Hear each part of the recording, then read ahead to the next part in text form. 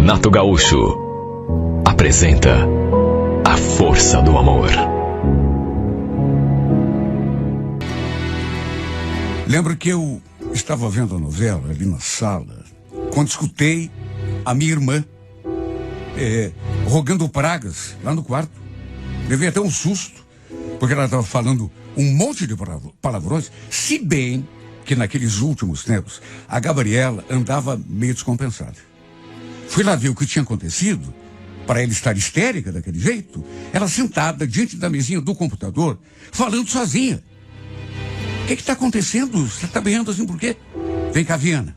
A infeliz postou aqui que ficou noiva do Mauro. Você sabe quando que eles vão casar? Nunca.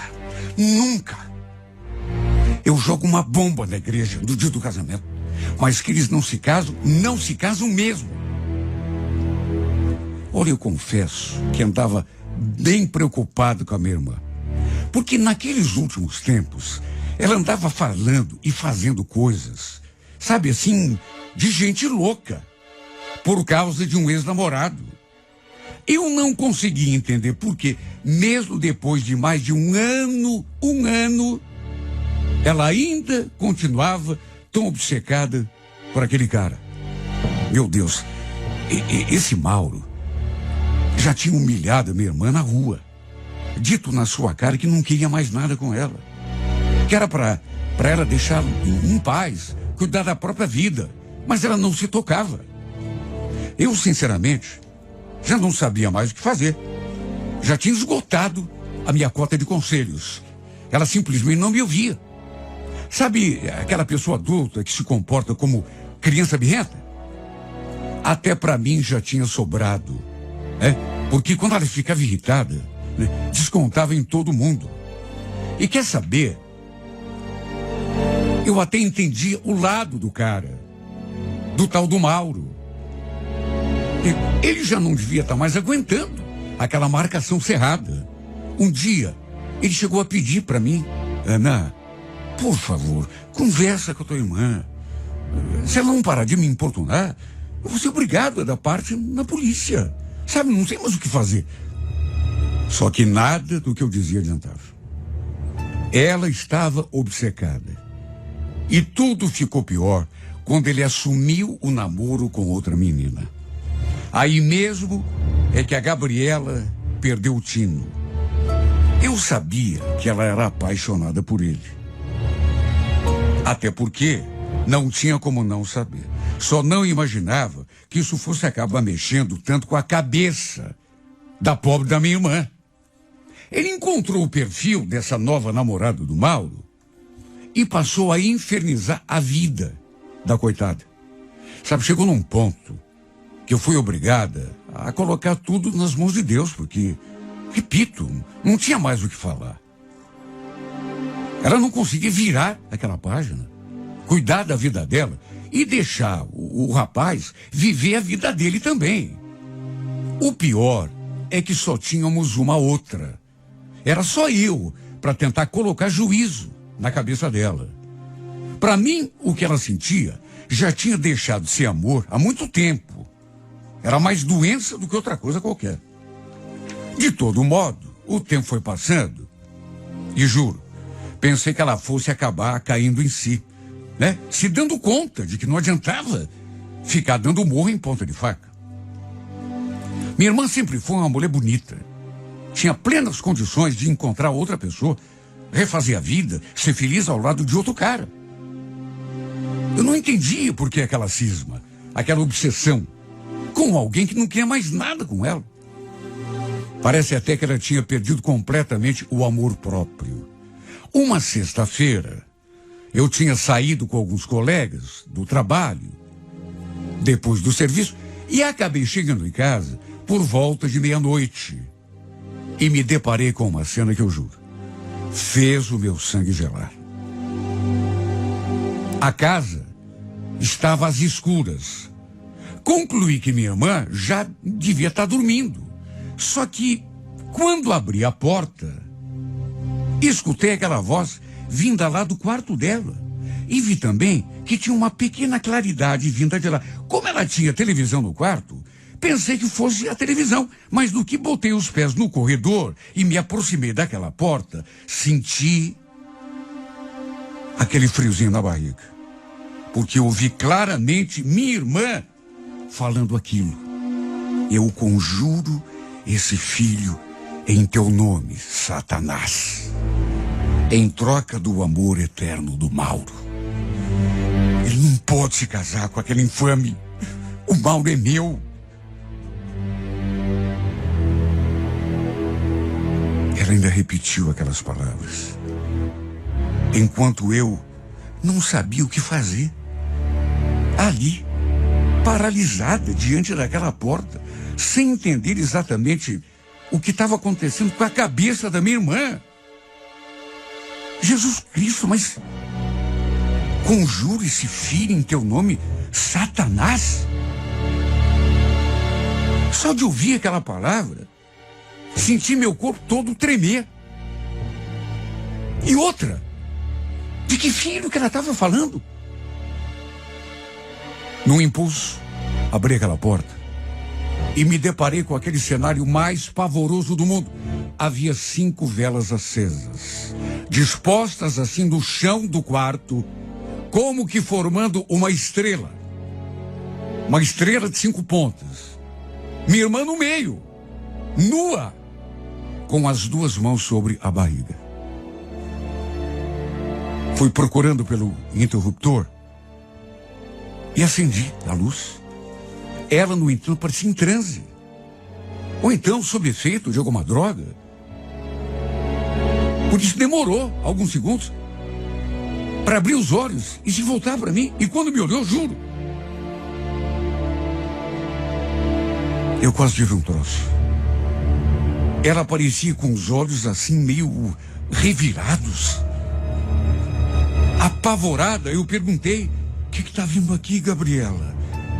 Que velas são essas? O que você está fazendo, minha irmã? Sua resposta me deixou mais assustada. Saia daqui, Ana. Apague essa luz e feche a porta. Saia! A voz era dela. Mas eu juro, parecia outra pessoa me dando aquela ordem. Ela insistiu que eu saísse. E apavorada, eu então saí. Mas continuei parada ali no corredor. Escutei então ruídos dentro do quarto. Depois o barulho da chave. Ela tinha trancado a porta. Só eu sei como fiquei preocupada com essa mulher. Minha irmã não estava no juízo normal. E detalhe, ela não quis conversar comigo a respeito daquilo depois. Eu perguntava e ela desconversava. Demorou ainda algumas semanas para ela vir me contar aquela novidade. Minha irmã estava grávida. Eu, naturalmente, fiquei espantada. Como grávida, Gabriela? Ué, grávida, esperando um neném. Mas como grávida? Grávida de quem? De quem que é esse filho? Como de quem, Ana? É do Mauro. Quem mais? Do Mauro? Mas você não falou... Gabriela, o que você está armando, minha irmã? Pelo amor de Deus, você está grávida mesmo? Esse filho é mesmo do Mauro? Ela ficou olhando para mim séria durante algum tempo. Depois sorriu, mas um sorriso assim meio assustador. Fiquei até com medo. Mesmo que não seja, vai ser. Ele vai assumir de um jeito ou de outro. Minha irmã não estava no seu juízo normal. Tanto que eu fiquei assustado, e muito, mas, sabe, não levei a sério. Até porque, claro que ela não estava grávida, coisa nenhuma. Só que foi inevitável lembrar daquela cena que eu tinha presenciado, naquela noite de sexta-feira, ali em casa, no quarto dela, ela falando aquelas coisas. Eu conjuro esse filho em teu nome, Satanás, em troca do amor eterno do Mauro. Ele não pode se casar com aquele infame. O Mauro é meu. Aquelas palavras tinham soado tão fortes que mesmo ela não tendo me dado uma explicação, eu nunca consegui esquecer. Naturalmente que depois trouxe o assunto à tona de novo, para ver se ela desconversava, dizia que era alguma brincadeira sem graça, só que por meio espanto, quando eu toquei no assunto, alguns dias depois, ela falou aquilo. Ele vai ser meu, Ana. O Mauro vai voltar correndo para mim. Vai comer aqui na minha mão. Eu fiz um trato com... Fez um trato com quem? Pelo amor de Deus, não fale naquela coisa de novo. É claro que eu falo. Eu fiz um trato com o diabo. O Mauro vai ser meu. Como que você pode falar isso, minha irmã? Você ficou louca. Parece que não tem medo dessas coisas. Não se brinca com isso. De mais a mais, o Mauro tá noivo, vai casar. Isso é o que você pensa. Mas não vai mesmo. Esse filho que eu tô esperando, eu ofereci exatamente para que isso não aconteça. O Mauro vai ser meu, de novo. Só meu. Gabriela, pelo amor de Deus, você não fez isso. Você quer saber? Eu acho que você não está grávida coisa nenhuma. Quando eu falei aquilo, ela riu. Ah, você está duvidando? Só espera para ver. Olha, nessas alturas, eu já estava tão apavorada que já estava começando a levar a sério as loucuras da minha irmã, porque, sabe, a pessoa pode desvairar durante um tempo e depois voltar ao normal. Mas não parecia que ela queria voltar ao normal. Para mim parecia um pesadelo. Minha irmã estava desequilibrada.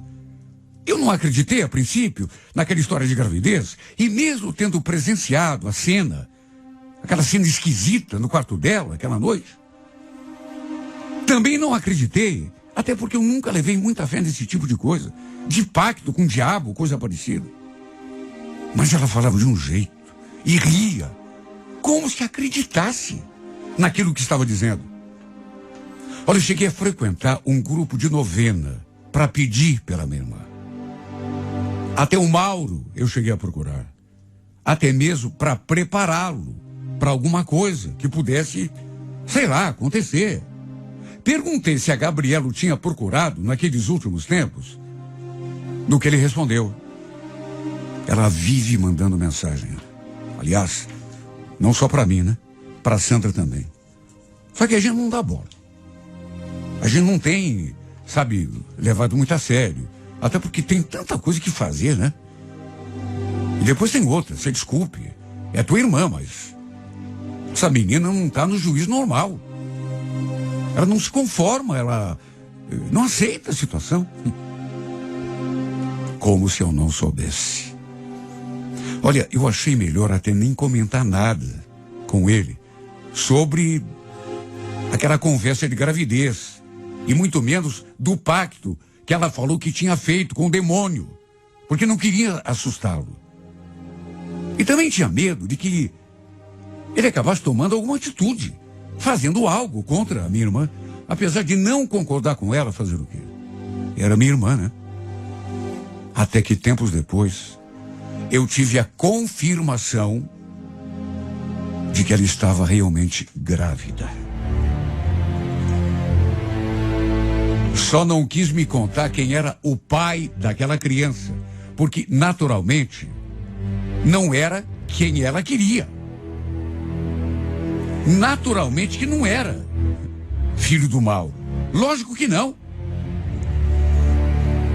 Mas ela não queria me dizer quem era o pai. Eu insisti um monte. O Mauro, repito, não era. Disso eu tinha certeza. Até porque naquela conversa que tivemos, ele me jurou que desde que haviam terminado, nunca mais tinha acontecido nada entre os dois. Imagine se eu conto para ele que ela estava esperando um filho e que tinha oferecido o bebê ao diabo em troca do amor dele. Sabe Deus o que ele podia fazer. O detalhe, ela nunca foi ao médico não fez acompanhamento nenhum de gestação. Apesar de eu ter feito de tudo para que ela cuidasse do bebê que estava esperando. E como eu já disse, ela nunca me disse quem era o pai da criança. A única coisa que eu sabia é que ela tinha engravidado de alguém apenas para tentar recuperar o amor do Mauro. Como, de que jeito, eu não sabia. Quando ela entrou no 7º mês de gestação, aconteceu uma coisa que mexeu ainda mais com a cabeça dela. O Mauro e a Sandra foram morar juntos. Ela descobriu pelo perfil da noiva do Mauro. E mais uma vez teve um chilique, dessa vez ainda pior. Juro que nesse dia eu pensei que a minha irmã fosse cometer uma desgraça, porque ela parecia completamente fora de si, mais do que já estava. Ficava repetindo para si mesma: não pode ser. Isso não podia ter acontecido. Ele me enganou. Eu fiz um trato com ele. Eu dei meu filho para ele me devolver o Mauro. Ele me enganou. Eu tentava conversar com ela, acalmar a minha irmã, mas era como se ela estivesse possuída.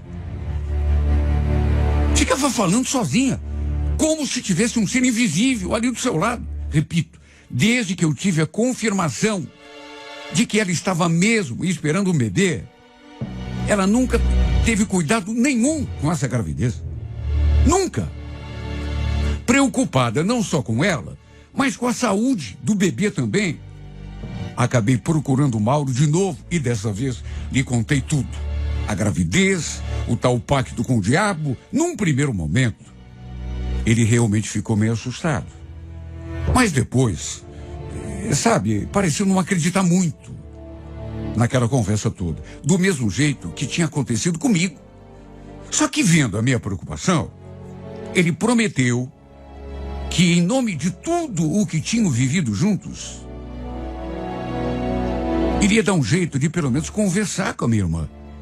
Convencê-la a pelo menos procurar um médico naquela última fase de gestação. No começo, ele falou que não queria se envolver com nada, que aquilo não era problema dele. Mas depois, sei lá, eu acho que ele meio que se comoveu com a situação dela. E eu até entendi o lado dele, mas implorei a sua ajuda. Até que no fim, ele prometeu que iria procurá-la. E de fato, os dois depois conversaram. Até que no fim, pelo menos uma coisa boa, ela concordou em procurar um médico para ver como estava a gravidez. Nessa parte da história, eu procurei não interferir. Ela me contou que eles tinham combinado dele passar em casa para apanhá-la, para irem juntos até o médico, o consultório. E ela parecia tão feliz. Sei lá o que se passava na cabeça da minha irmã. Até que 4 dias depois, o Mauro me procurou. Só que nervoso, agitado, alterado. O que houve, Mauro? O que houve? A tua irmã! Olha, a tua irmã só pode ter ficado louca. Se bem que louco estava eu quando te escutei, né? Quando eu resolvi ajudar aquela infeliz, ela acabou com a minha vida. Como assim, Mauro? Do que você está falando?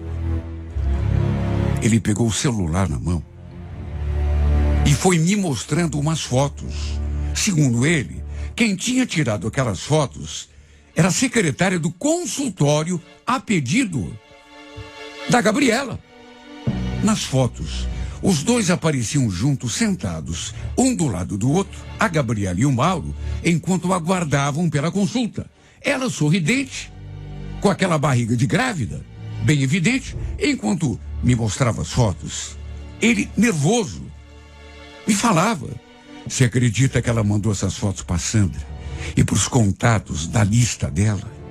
Até os parentes da Sandra viram. Tá todo mundo pensando que eu sou o pai dessa criança, inclusive a minha mulher.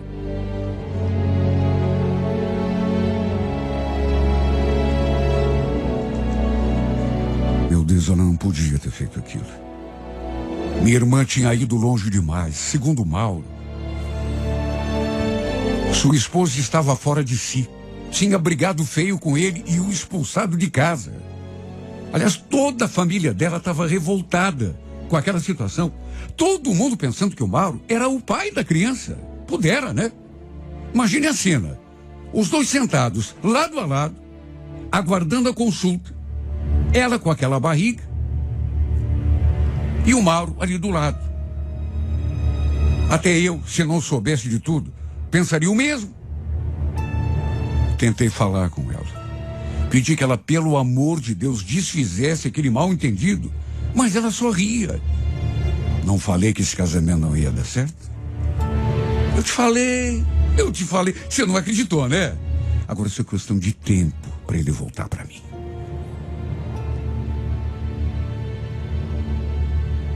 Eu acho que foi só aí que eu percebi que a minha irmã estava muito mais desequilibrada do que eu imaginava. Tanto que ela não estava nem se importando. Ela seria capaz de passar por cima de todo mundo. O resultado foi que o casamento do Mauro realmente foi por espaço. A Sandra ficou pensando que o filho que a Gabriela esperava era dele, do Mauro. E nem eu tentando intervir, de nada adiantou. Aquelas fotos dos dois sentados no consultório do médico foram comprometedoras demais. Ele naturalmente ficou revoltado com a minha irmã. Só que também não pôde fazer muita coisa. No fim, adivinha quem acabou arcando com todas as consequências? Eu. Depois que deu à luz, minha irmã, naturalmente, não teve condições emocionais de cuidar do bebê. Aliás, minha irmã faz muito tempo que ela não tem mais condição de nada, nem de cuidar de si mesma. Eu nunca soube se o Mauro se acertou lá com a mulher dele. Só sei que desprezou a Gabriela desde então. E nem poderia ser diferente, né? Eu nunca tive medo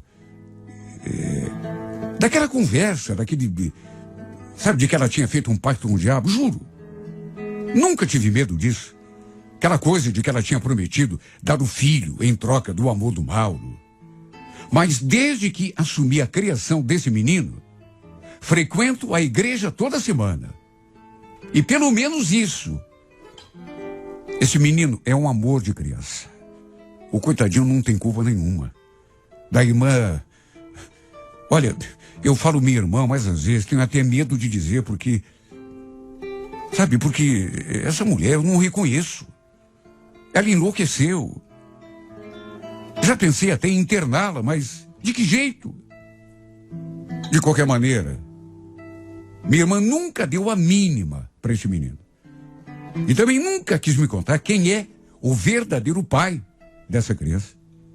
Ela, aliás, continua obcecada pelo Mauro. Tem horas que eu acredito que ela realmente perdeu o juízo. Porque o comportamento dessa mulher é de louca. Para ter feito o que fez, só mesmo tendo enlouquecido. E o pior é que eu não posso fazer nada, a não ser rezar a Deus para que coloque, sei lá, outra pessoa no caminho dela, que a liberte dessa obsessão, essa paixão doentia, que abra seus olhos para que ela possa enxergar que sempre existe uma chance para quem está disposto a abrir o coração e recomeçar. Porque desse jeito, meu Deus, a minha irmã, eu não estou falando isso de uma maneira exagerada ou emocionada demais. É a verdade, eu estou vendo no que isso vai acabar. Do jeito que está. Minha irmã continuando com esse comportamento. Que Deus me perdoe, mas o destino dela está muito perto. E não vai ser bom. Me dói dizer isso, mas o futuro da minha irmã, se continuar a agir assim, ou é um sanatório, ou que Deus me perdoe, o cemitério.